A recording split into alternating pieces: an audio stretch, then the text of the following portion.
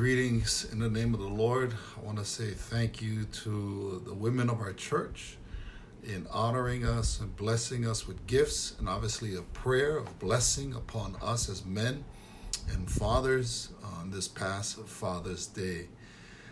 Today I want to talk about how to avoid being a shallow person. But before I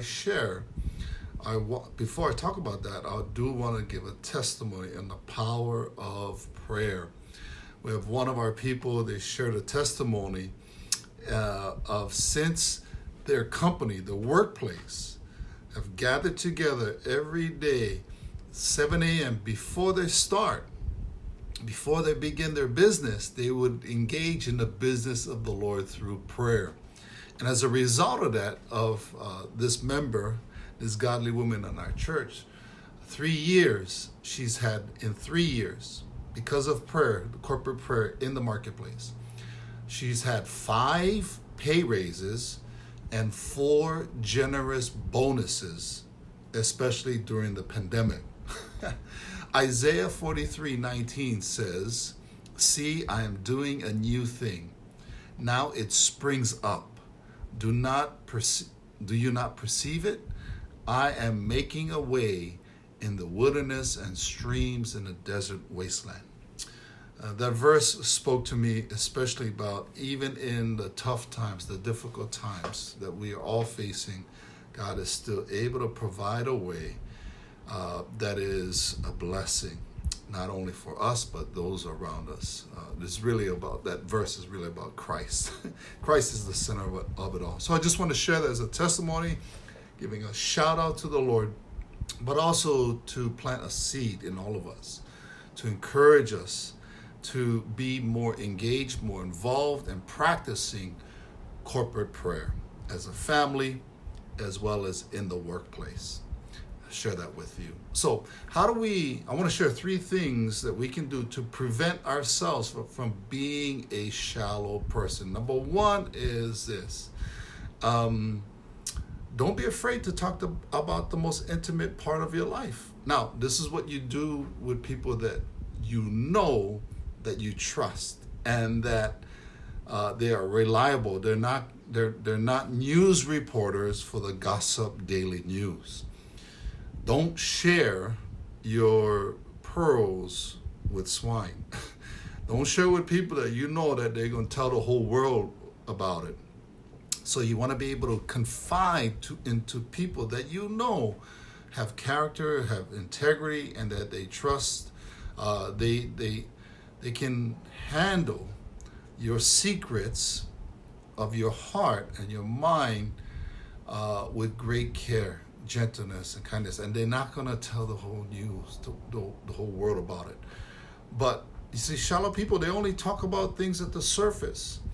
We got to be in order to be a deep person and to have deep, strong relationships, we got to share our most intimate part of our lives. And oftentimes these are things that are too embarrassed to admit. And these are things that God has placed in our hearts, things that we truly want to fulfill and achieve in our lifetime. And oftentimes those dreams they're lofty dreams, they're impossible dreams. And they're from the Lord, but we're afraid to share because people might laugh at us. But in order to have deep connections, we got to share the most intimate, secret part of our lives. Number 2 is this. There needs to be big plans in our relationship. If there are relationships require commitment, and that's the word where we get our vows and covenantal relationships. It's a full-blown commitment. Says I'm gonna step up and be fully responsible on my end of the relationship.